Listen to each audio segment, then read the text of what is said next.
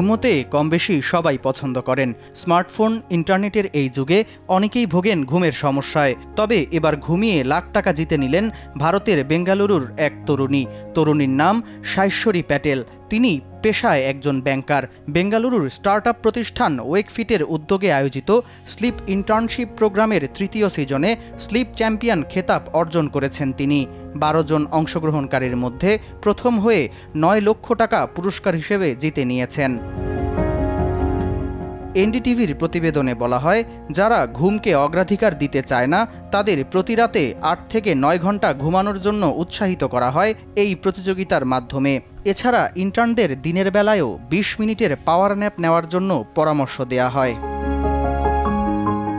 এই প্রতিযোগিতায় প্রত্যেক অংশগ্রহণকারীকে তাদের ঘুমের গুণমান পরীক্ষণ ও উন্নত করার জন্য একটি যোগাযোগহীন স্লিপ ট্র্যাকার দেয়া হয়। এছাড়া প্রতিষ্ঠানটির ইন্টার্নরা তাদের ঘুমের অভ্যাস বাড়াতে এবং লোভনীয় স্লিপ চ্যাম্পিয়ন খেতাব জেতার সম্ভাবনা বাড়াতে ঘুম বিশেষজ্ঞদের নেতৃত্বে কর্মশালায় অংশ নিয়ে থাকেন। সামদানি প্রত্যয়, RTV।